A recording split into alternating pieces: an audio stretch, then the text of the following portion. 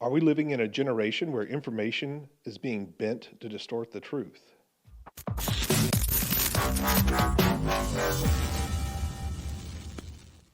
Thank you for joining us on another episode of Get Ready News. I'm Mark Lindsted. This is my brother David Lindsted. And we like to look at the world and news through a biblical lens. Yeah, whenever you have information that's being distorted, you have to have something to measure it against. And it's always good to take the Bible and use that as your fixed point in time and bring things to the Bible and see how they relate and what is true and what is not true. And I think recently, looking at a lot of the news, we can see that we're living in a time where certain facts are being cherry-picked and being bent to shape a worldview. And it's really a war on the mind, not the body. Yes, and you know, this started several years ago, probably back around the time that COVID-19 came out, and there was the left or the liberal type people were claiming that misinformation was be given about the COVID. And I find that as people yell things, you find out they're actually the ones that are doing the thing that they're accusing you of. Yeah, watch the accuser. Yeah. Usually the accuser has some kind of guilt in this area. Oh. And I think it even goes further back. I think as we look at government documents that are released, like the JFK files and things like that, we start to see there's much more going on that was not talked about. Yeah, we find our government is involved in a whole lot more than we ever dreamed than I ever dreamed. Yeah. And I this perception I had back in the 70s about government and how things work is absolutely not true at all. You know, we were kind of given a line, if you will. Yeah. Well, there's a few news articles out there right now that may kind of be bending what the truth really is. And the first one you brought up was the man that was deported. Yes. It's interesting. Is this man that was reported was an MS-13 gang member. He already had on the books 2 deportation citations, so he was already slated to be deported. The Trump administration deported him before they got every piece of paper completely signed and ready to go, and now all of a sudden the left is on this as if we deported an actual citizen of the United States. Yeah, well, it turns out that he's not as good as the news is making him out to be. In fact, he really needed to be deported. Yes. And so they didn't dot the I's and cross the T's, as it were, before they extradited him out to, is it El Salvador? El Salvador, yeah. And he had this deportation already. He filed some type of grievance that was to kind of block it. Yeah. Well, when they proved that he was part of the MS-13 gang, which is a terrorist organization, then he has no right to even bring that. And so that just falls off the books, and now he's back to deportation. So it's not that he was supposed to be deported, even though they didn't get the papers in order before he left. Well, I think one strange thing to me is to see how many people are fighting for him to be returned to the United States.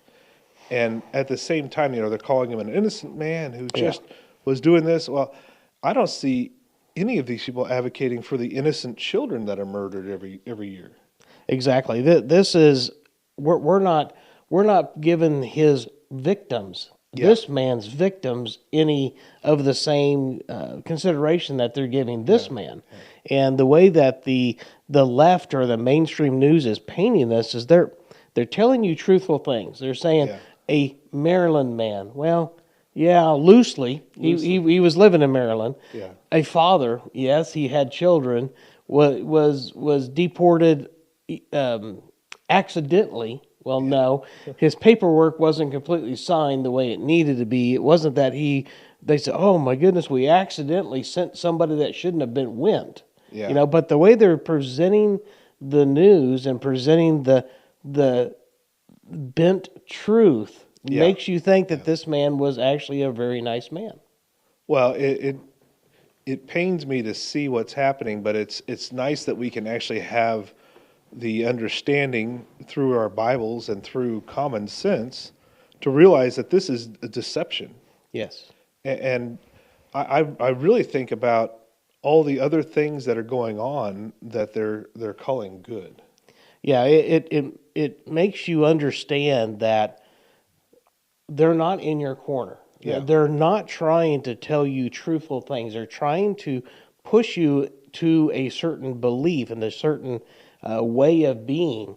And I keep coming back in my mind that there's going to be a strong delusion. Yeah. It says that God's going to send a strong delusion. Well, I've always wondered, well, how are you going to cover up the rapture? How are you going to cover up all these things that are coming true the Bible talks about? And now I see how we can take somebody's thoughts and actually bend them and make them believe something that's not true. Well, I think about the little leaven that leaveneth the whole lump. And so you're scrolling, especially now, people are so addicted to social media. They're addicted to the reels and the shorts and the TikToks and things like that. And the algorithm is always working in the background. So if you stop on a story, let's say about this man, and it says, Maryland man, father, deported illegally. And if you dwell on that, the algorithm starts to pull more of that into your feed. Yes. And it starts to shape the way you view what's happening. And I found myself in some of these things where I'm like, oh, wait a minute. Why am I seeing all these videos of this? I don't agree with this. And it happens to be that either I commented or I dwelled on the video, watched the whole thing, and then they start bringing more of that in. And you can see how they could push your view of what's happening to align with theirs. And I think that, there's always been this way that you try to push people to an edge. Yeah. And then you bring them back, and it's this pounding of heads to try to reach compromise. And so we're pushing the outer limits, the right's going even further right and the left's going even further left. And so you can move the needle wherever you want just by causing strife and tension between these two sides. Well, and the other interesting thing is really, we talk about right and left, Democrat, Republican, progressive, non-progressive, liberal, non-liberal. We talk about all these things, but really, I think I could lump them all together. It's just like I was talking about the election between Trump and Harris, and I have some very good friends of mine that base their vote off of abortion, let's say. And I said that to them, my key point this year is not abortion. That's not what I'm voting on. And they were appalled at that. And I said, tell me one candidate on the ticket that doesn't support abortion. Yeah. Because they both support it. It's just a matter of how long do you let the baby live before you kill it. Yeah. And I'm going to say it that way because that's what it really is. How long do you let the baby live before you decide to kill it?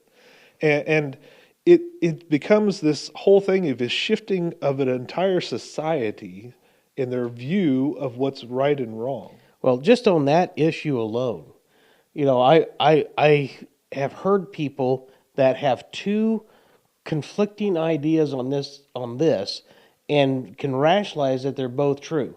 The first one is, if a woman who is pregnant is murdered and the baby dies, it's a double murder. Yeah. It's a double homicide. But yet I can take this woman in and have the baby killed, and that is women's health care. That is a woman's right. So you can't have both. You can't say this is a double murder and this is no murder. You have a conflicting idea. You can't be inside and outside the room at the same time. Yeah. Well, but see, here's what I'd like to dig down to on this is because this has come from a societal shift of morality. Yes. Yeah. Because it really, when you think about it, what is causing all of these abortions? Well, what is leading to these women seeking abortions? Well, it's promiscuity. Yeah. It's fornication. It's outside of wedlock. It's I'm doing an act for my selfish pleasure that could bring a child into the world, but I don't care. Right. And if you would have thought about this, now I know that these things happened even back in the 50s and the 40s, not near the scale they are now, but as you push a society away from morality, then the sin cart, as it were, is bigger. And the funny thing is we talk about Isaiah 5, and everyone knows the popular verse 20. It says, "Woe to them that call evil good, and good evil." And it says that they put darkness for light and light for darkness. But if you go just a few verses above that, in verse 7, let's see, 18, verse 18, "Woe unto them that draw iniquity with cords of vanity." Yeah. And sin as it were with a cart rope. You know, and we kind of were talking about that. In my mind, what I see is somebody pulling a wagon Yeah. with all of their sin on full display because they're no longer ashamed Yeah. of their sin. And I see this as we look at abortion, transsexualism, homosexualism, even this bestiality and other craziness going on. And now, you know, it used to be when they first started out, we just want to be accepted as people.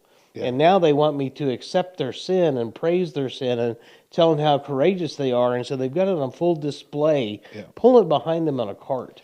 And I think what we see as a society, this cart, this open pride in our iniquities, has led us to a morality shift in a nation that once 90% of people would say you should never kill a baby. Exactly. And I think that this comes down to what we talked about before, which was Romans 1.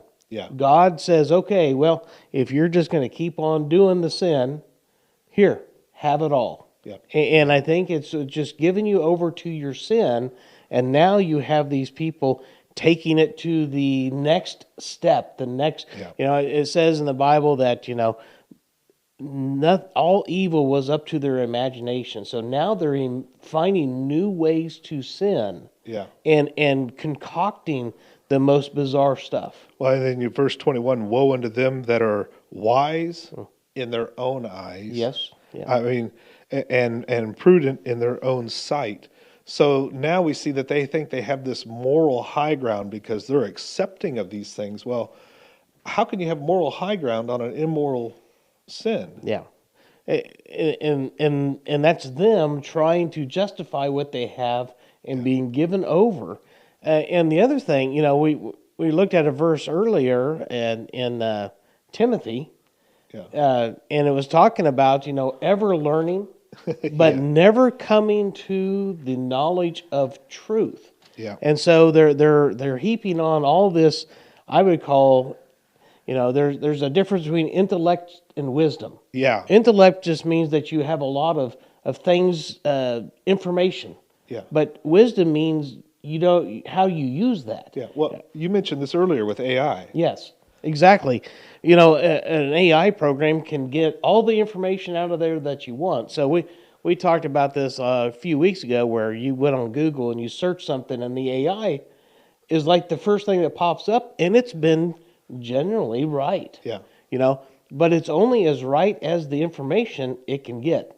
It can't verify that information. Yeah. All it can do is pull that information. Well, and then of course we see that the programming of the AI can change the way the AI goes, and I look at it as the frog in the boiling pot. Yeah. You know, if you put a frog in a boiling water, it'll jump out. But if you put a frog in a cold water and you start to heat it up slowly, he'll cook himself to death. Yeah, and I think that's what is meant by giving over. Yeah. You know, you God's going to convict you for so long.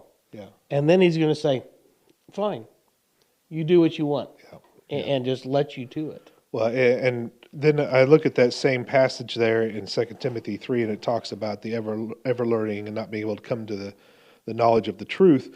And you go forward and you start talking about the deception of time and the information change. And one of the reasons I still have a lot of people that ask me why I carry a Bible, and I do have several of them. Here's my thing. When you can go into my iPad, and I have PDFs of Bibles on my iPad, I have Bible apps on my iPad. Yeah. Can you change one word a month in here and I wouldn't notice it? Probably so. It's pretty hard to come to my house and erase a word out of my Bible and change that word. Yeah. So I think that we have to hold steadfast to always having a Bible close by to turn to, because that's that boiling frog. Yeah. And it says here, it talks about the deception. It says, having the form of godliness. This is verse 5 of 2 Timothy 3. Having the form of godliness. And when you get on social media right now, you'll see these guys wearing robes and collars and multicolored things. And they'll say crazy things like Jesus was gay. Oh, yeah. And it says here that they'll have the form of godliness, but denying the power thereof. You know, there is even one out there that is so offensive. It's this woman priest or reverend or whatever, so we're already got one check mark wrong. Yeah. And she says, Jesus sinned. Yeah. And she's talking about how Jesus did the wrong thing and sinned, and she's going to hold him accountable. Yeah. And it just blows me away that somebody could even think that. Well, I hate to tell her this. If Jesus sinned, she's not going to get a chance to tell him anything. Yeah. Yeah.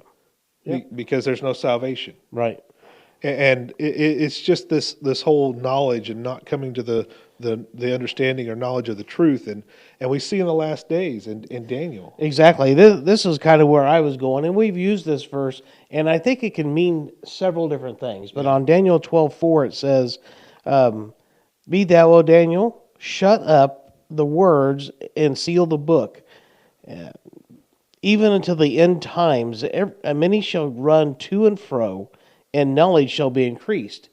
And I think that can mean several different things. But when I see to and fro, I see all of the chaos that's going on, and how people are all over, going all over protesting, and they're gaining knowledge, but it's not actually usable knowledge. Yeah. And it could even be incorrect knowledge. It could be lies. Here we are, we're not even coming to the truth. Yeah. Well, and some people also view that as travel will increase. Exactly. You know, the world's smaller, if you will. Yeah. Well, I remember Dr. Lindsted, our uncle, he always gives this thing between Voltaire. And Voltaire always said, man can't go more than, I think, 20 or 30 miles an hour, or his heart will explode and his lungs will suffocate. Right. And I don't know, I've been on an airplane. I don't know how many of you have been on an airplane, but I think they travel around 600 miles an hour. Yeah. I know we sent a rocket ship into space that was doing 17 or 18,000 miles an hour. Yeah. And speaking of rockets in space, Yeah. what about this deception? Well, you know, I don't know if it's a deception or not, but there's a lot of inconsistencies around this. And here we are taking an item and we're distorting the truth on it. Yeah. We don't know if this really happened or not. Yeah. We have no idea. Well, some of the interesting things that people have pointed out was if you look at all the other missions that are into outer space and they come back, even the most heat-shielded items are completely scorched. Oh, yeah. And this one looked brand new. You know, I worked at the airport for a while and worked over at the FAA. And I was talking to one of the guys over there about how I watched a program that they wanted to make it so the aircraft could skip on the atmosphere of the Earth and you could get to anywhere in the world in 45 minutes by doing that. Wow. And he says it'll never happen. And the reason is because once you get to that altitude, the passengers have to be trained, a certain training. They have to wear a suit that's designed to be in zero pressure, know how to don it, know how to put the mask on.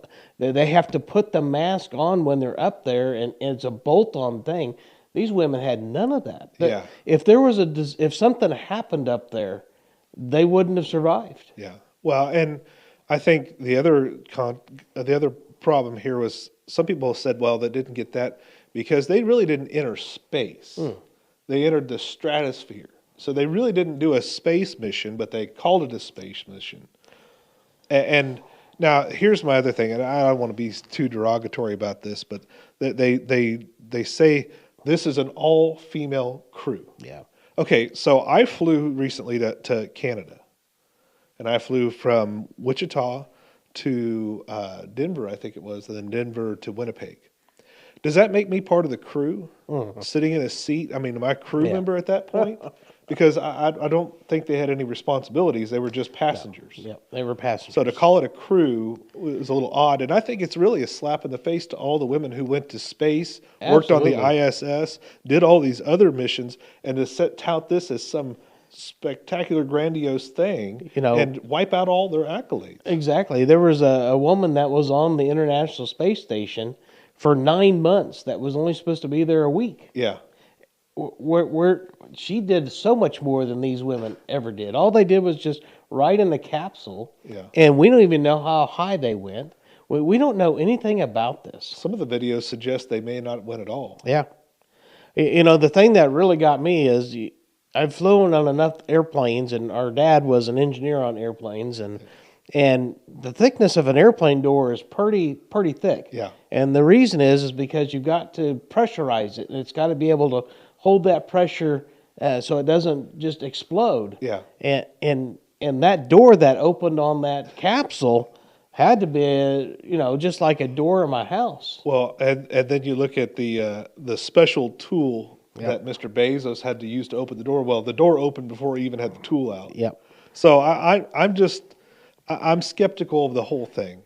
And that's because we can't rely and verify the information that's being given to us by the media. Yeah. It's we never know if it's fake or not. Yeah. Well, I look at this, and as we go through this deception and all what's going to happen at the end times, I think we see the precursors to this strong delusion coming.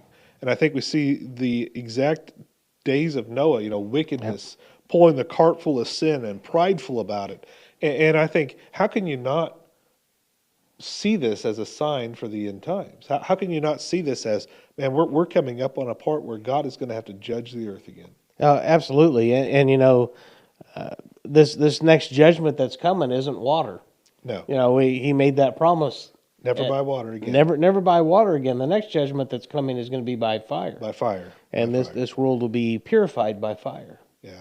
And I just go into this understanding of deception and lying and manipulation, and really we're bound by this. I mean, it's such a heavy thing when you look at the news and you have a heavy heart because you can't even trust what the so-called truth-telling reporters are here for. And I start to understand now what the Bible verse means when it says, the truth shall set you free. And I'm free from this burden because no matter what happens here, my eternity is secured. Yeah. And the famous quote of Pontius Pilate, what is truth? Well, he should have asked, who is truth? Yes. Because truth was standing in front of him. That's right. The kingdom of God was nigh. Yeah. Jesus was right there in front of him. He was the truth. And he came down to this earth to show man the light and the truth. And man rejected him. And I think of Judas. There was think of the misinformation Judas had. Yeah. And to be that close to Christ. Yeah. Yeah. And still not come to heaven. Well, it's interesting in John chapter 1, it talks about when, Christ was God. He was in the beginning with God. He created everything. And it says, when he entered the world, it says that truth entered the world. Yes. Yep. And grace upon grace entered the world. And so as we sift through all of this garbage that we would call news, it's nice to know, it's relieving to know as we think about this, even Easter Sunday coming up, that our truth is the only truth. Exactly. Our truth that we believe in the Bible is the only truth. And that's that truth that'll set you free. There's no work to be done. Yeah. There's a verse, it talks about, and I think the Statue of Liberty says that, bring me your weary, your heavy laden, and I will set them free. I'll relieve their burden. And I think specifically what that verse is talking about is those who believe in a works-based salvation. Yes. And those who say, well, I've got to do this thing, I've got to tithe, I've got to take care of the poor, I've got to say 16,000 prayers a day, I've got to face to the north, east, south, whatever. And he says, no, that's too much work. That's not going to do it. I will set you free. I will give you rest from these things. Yeah, and it's one of those things that you have to go to the Bible and put your faith and trust in what the Bible tells you. I believe it says, and the light came in the world, and the darkness comprehended it not. Well, that actually means it didn't overcome it. The light overcame the darkness. The darkness had overcome the light. And here we are, light bearers in this world. We're salt and light, and we're to be showing the truth. And there's only one truth out there. You can be a part of government, and I'm okay with that. Yep. But understand that this world is not our home. No. Our citizenship is not here. Yep. Our citizenship is in heaven, and we should be about our Father's business, as we've discussed before. Well, and you talk about the light that's within us now as we're indwelt by the Holy Spirit. And the interesting thing, and one of the concepts we've been working on a lot in the last few services at our church was to let others see that light. So I look at 2 Corinthians chapter 4, verse 7. It says, "But we have this treasure in earthen vessels, that the excellency of the power of God be of God, and not of us." And the interesting thing is that we have this stored in us. We're the earthen vessel. This is an excellent treasure. That's the power of God. But sometimes I think people fail to look at the few verses before that, because if you get to verse 3, it says, "But if our gospel be hid, it is hid from them that are lost." So it's saying you have this immense treasure. You have this saving truth, this light within you. And if you're hiding that light from those around you, they may never, ever hear the truth. Exactly. And I think there's coming a time, and we've kind of touched on this in 2 Thessalonians, to where the rapture is going to happen and the light will be removed. There is coming a time that God removes this light, and that is His Holy Spirit and us are going to be gone. And what are you leaving behind? Well, it says he that restrains has to be removed for the son of perdition or the Antichrist to be revealed. Exactly. The Antichrist, the beast, whatever title you want to give him, cannot come onto the scene because light and truth is here. And when light and truth is removed in his current ministry, because remember, the Holy Spirit's still God. He's still everywhere. It's not like he didn't exist before this. But his current ministry is going to be removed. It'll be like the Old Testament ministry. Exactly. And I believe in verse 4 here of 2 Corinthians chapter 4, it says, "In whom the God of this world hath blinded," he's talking about the lost, "the mind of them which believe not, lest the light of the glorious gospel of Christ, who is the image of God, should shine unto them." So there's an active person here trying to cover the light, trying to get you to not let your light shine for Christ. I know that sounds like a kid's song, and it sounds like, we're going back to these kids' things. I need heavier things. But until you learn to let your light shine, how can you go on to the heavier spiritual and doctrinal things of the Bible? Exactly. You have to be a babe, and you have to move on from that so that you can move into those next level. I saw an art form where they take pottery, I think it's in Japan, and that's been broken, and they fill the cracks full of gold. So that you can see the history and the beauty in the historical preservation of this thing.